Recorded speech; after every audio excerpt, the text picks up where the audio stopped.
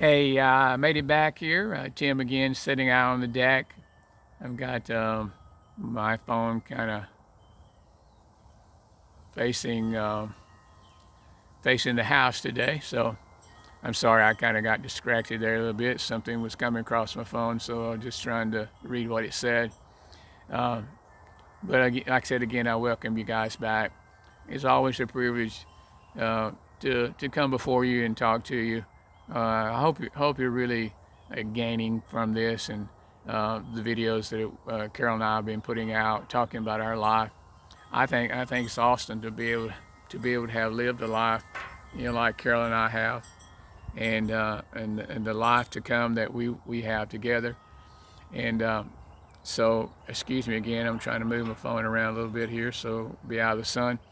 Um, but the transitional period that I was going through there in Germany, and was different because I had not had to move back into barracks and had to be living that life now. It was strange in the sense that I didn't have Carolyn with me, and how I've talked about many times how much I love Carolyn and how much I appreciated her and our lives together, and what a beautiful life that we have together, still have together. And so I was trying to kind of get my mind or focus on how to act and what to do and be in the right perspective. So I decided when Carolyn came home that that I was gonna be part of what was happening there, be able to go in and talk to the guys and move my chair over a little bit more, be able to talk to the guys and everything, and to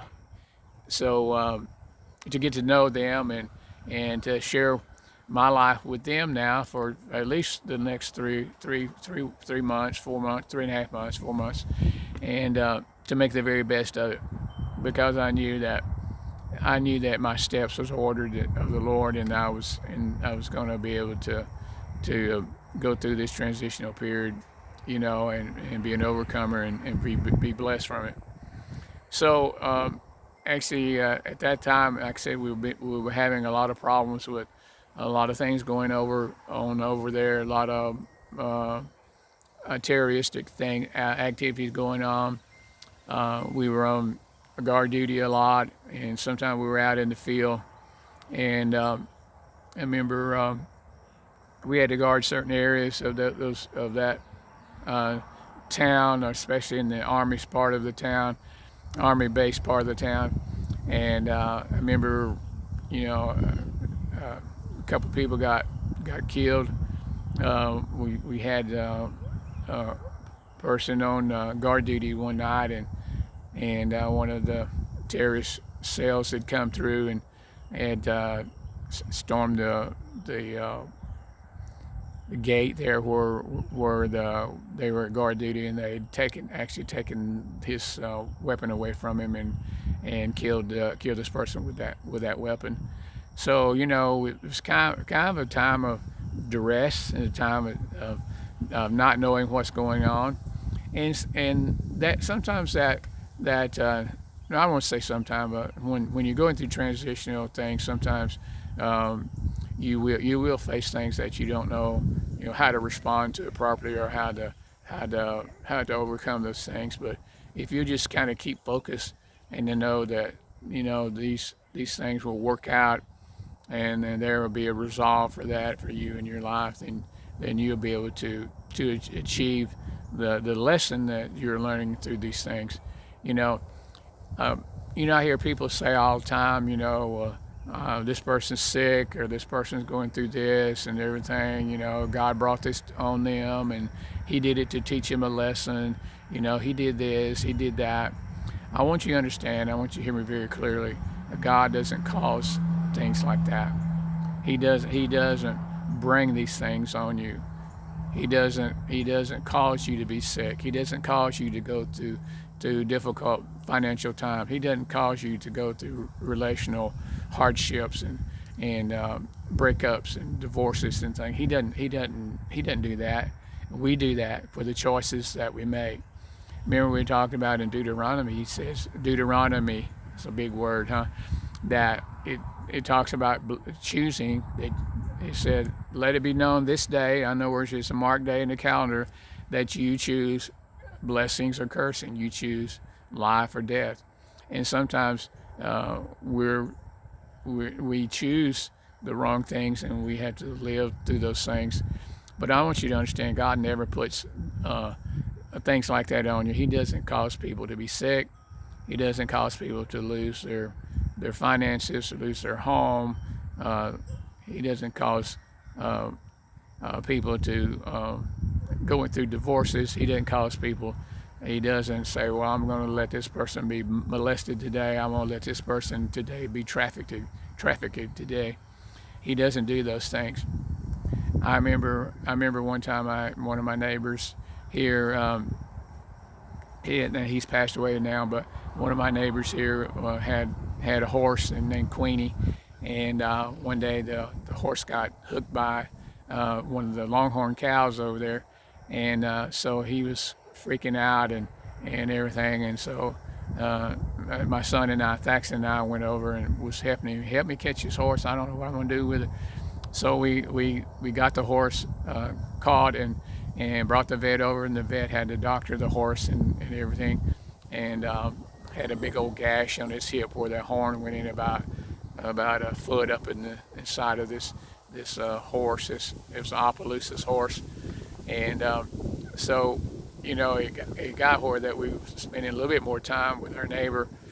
And I remember after we got the horse through all the deal and he got well, that we took him the horse to his new place that he bought out in Prosper, Texas. And he was talking, and I always want to talk to people about the Lord. I always want to talk to people about what is good for them and what will help them and bless them in their lives, And so I began to talk to him, the Lord, and then he said to me, he said, I don't know why God lets all these things happen. I don't know why, he don't do something. If he's God, why don't he step in? And I had to correct him about that. I corrected him in love to say, no, that's Pete, it's not right. God didn't cause that. Well, why did he let it happen? He knew these things were going to happen. I said, yes, he knew those things were going to happen. But he said, when he gave this earth, when he created this earth, well, he gave it to man. He gave it to you and I. And that's what we're supposed to do. We're supposed to tend the garden, or we're supposed to take care of the earth. We're the one. And see, that's why it's important about how you vote again. And, I won't get off in that, but you're tending the garden. You're making things, making the changes that need to be made. So God gives us the opportunity to do the correct things. Is he always there to help us and show us? Yes, that's why Jesus came and died. That's why he wrote the Bible, why the Bible is written by inspired men of the Holy Spirit, so they would give us direction and help us, live this life out. But God never caused you to have a divorce. God never caused you to be hurt. God doesn't do that. God is a God of love. Remember I talked about that? God loves, he protects, and he provides. We get into positions sometimes we don't know how we're going to receive those things because we're making the wrong decisions. So start making right decisions. You say, well, that sounds good to you, Tim, but how do I do those? Well, think about those things which are good for you. Think about those things that are pure and just. There's always the bad thoughts out there. You would think, well, how can someone traffic someone? How can they sell people? How can they sell people into slavery and into sexual trades and things like that? It's because their mind hasn't been renewed. So I want you to start renewing your mind.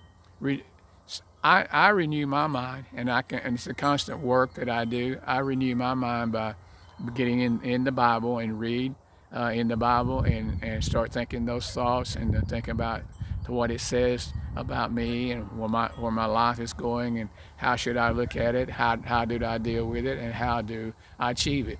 It's all in there. Everything's in there that you would ever need. So that's why I talk about the scriptures a lot and the Bible a lot. You can have all these good self-help books and things like that and listen to good counseling. Well, I would say good counseling is somebody that has a story to tell, and those things are good. But you need to get the truth about, how God looks at you and how God wants you to achieve. And again, it's never a life that you look at a failure and in that type of view that sometimes that's the only view that we have because we don't know if there is another way for us. And there is. I keep saying that all the time. Excuse me. I keep saying that all the time to you because I want to drive that into your mind to think about that. But remember, the bad things you've gone through, it wasn't God's fault. It wasn't God's fault for those things. God didn't cause those things. He didn't bring those things there to teach you a lesson. Now, do we learn from hardships and things like that? Yes, we do learn from there. Is that the only way we can learn? No, we can learn through not having to go through those things. We can learn about things that I'm telling you about, how you can hear those things and have knowledge of it and make right decisions about how you deal with certain situations. But God is never to blame for those things, but I think a lot of times we want to put the blame on other people, and we want to put blame on God. You remember how Adam and Eve when they were in disobedience, both of them were in disobedience. Well, Adam wanted to blame Eve. He said that, "Hey, Lord, it's a woman you gave me that caused me to do this." And see, that's what we hear nowadays. We hear accusing. They always accuse. They're always accusing. You hear, well, it was so and so's fault. They did this. I hear that all times in politics too. I hear that all the negative ads and things that come out. They're blaming someone else for a problem, for problems that if they would consider that their thoughts and how they dealt with such a situation or didn't deal with it, is that they would be the common denominator sometimes in those areas to make the right choices and things to be changed. But see, it's always easier to blame it on someone else. So don't the problems and things you've gone through, don't blame it on someone else. I could have said, well, the transitional period that I'm going through, I could have blamed the military about it. I could have blamed this and that about it. But when I made the right choices about the transitional time, that I knew that I was going to learn from it and that I was going to benefit from it. Did I know how it was going to happen? No. But see, I had that mindset. And I want you to have that type of mindset as well when you're dealing with the situations in your life. And those that are going through separation right now, and those who have been hurt, those who have been misused and things like that, you gotta get up and you gotta forgive. And once you forgive, then those answers and situations, situational directions will come to you, and you'll be able to overcome those things. But again, we got to make the right choices. It's very, very, very important that we make the right choices in life, and choices will always dictate how your life turns out. So during that time, I chose that that I was going to use this time with Carolyn not being with me. I was going to use this time to benefit both of us. Did I know how it was going to happen? No. But as the circumstances and things come to you, turn them around for your good. Make them work for your good. So you can say, well, how's being away from your loved one for 3.5 months, 4 months is good? Well, there's things that you can put your mind on to help you achieve things and help you benefit that time that you're apart. And that's the way that I always do about everything, especially when Carol and I were apart.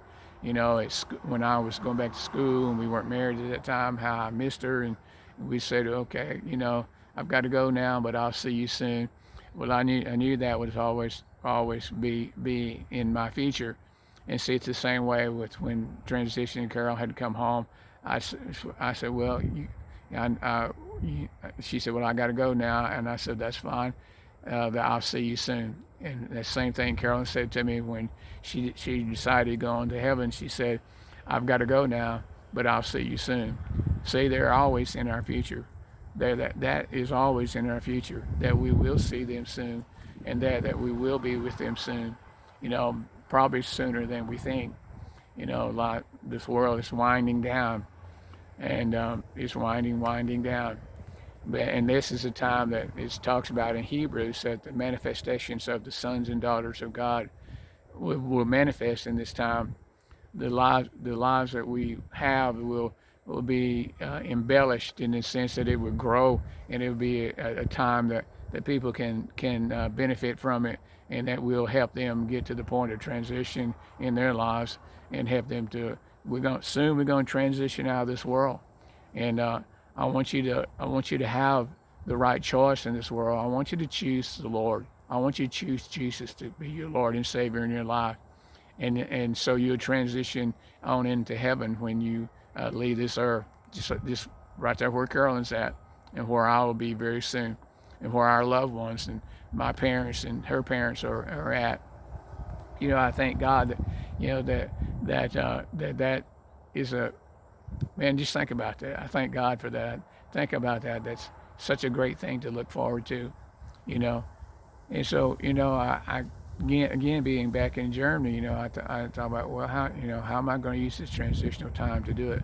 So I had decided that I was going to save all the money that I made, you know, in Germany.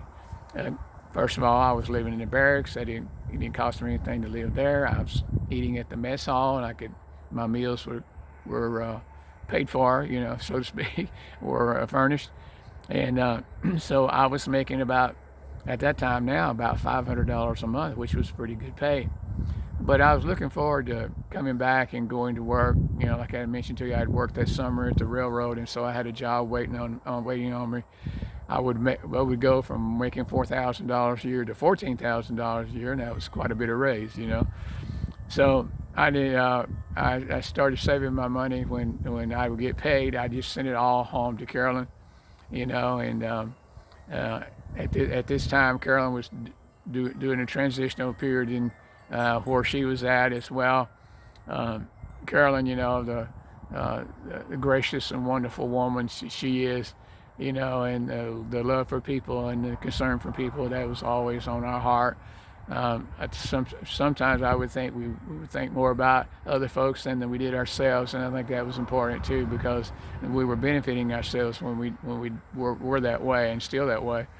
You know, and Carolyn would tell me a story later on to how when she was coming home, she was on the plane with this woman who had a young baby, and she was able to help her the whole trip. You know, it was about a 27-hour trip from Germany to the States, and how much she got to minister to this lady, and to be of a great benefit for this woman, and how Carolyn said how much she loved that, and how much she felt fulfilled in helping her at this time. And there'll be some other stories I'll tell you about Carolyn too in this transitional period. But on my side of it was that, you know, like I said, they were having a lot of trouble with the Black Panther organization, as well as the things that were going on in the terrorist movements and stuff that were happening. Like I said, we were in the field a lot. I was blessed enough to be not having to be on guard duty and everything. The rank that I had would put me in a position, continue to keep me in a position of leadership, because I was over the unit readiness of Europe at that time. It's called USAR, over the Europe campaign. And at that time, even though we were going through some things, I got chosen to be Soldier of the Year. I didn't become the Soldier of the Year, but I got chosen as one of the candidates. And so I was kind of excited about that. I didn't know what that all entailed or whatever, you know. I thought, well, if it makes me make another rank, that's fine with me, and which it didn't. And like I said, I was E5, and that was a pretty good place to be after being in the military less than 2 years. But I had to go before this board, and a question board, and answer these questions and things like that. to be a candidate for the Soldier of the Year there in Europe.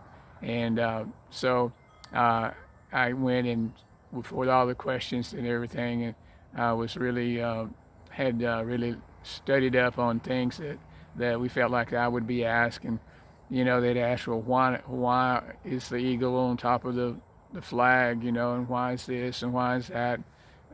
A barrage of questions they would ask, and what are some of the ordinances and stuff like that. And my sergeant at that time was asking the questions, and he had asked the questions. I don't want to say backwards, but it was and totally. And I knew exactly what it was, and I said, "Oh, so you mean this?" And I answered the question. Well, they answered the question properly, but I think it maybe put him in bad light about he didn't answer the question properly, and which he was okay with that afterwards. He said, "Well, I kind of messed up, and I feel like I messed you up, on that." And I said, "No, no, sir. I appreciate the opportunity for you allowing me and thinking enough of me to bring me up." He said, "Well, you're the best soldier that we've had in Europe, and especially in our company in the 57 Engineer Group and all that time, And I said, well, I appreciate that. And so I didn't become the soldier of Europe, soldier of the year in Europe that year in in 1971, and so.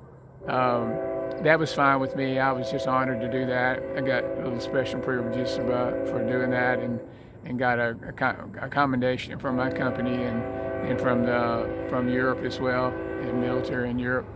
So I was going through my mind, transitioning these things out. I was trying to benefit from everything that I possibly could while I was there, to help transition into civil life or civilian life. When I would come home to be with Carolyn, and our lives really changed a lot when that happened, when we came out of the military.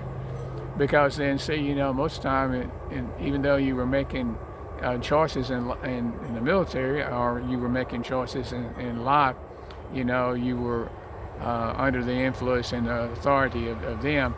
And so you pretty well knew how your life was going to be and what to expect and things like that.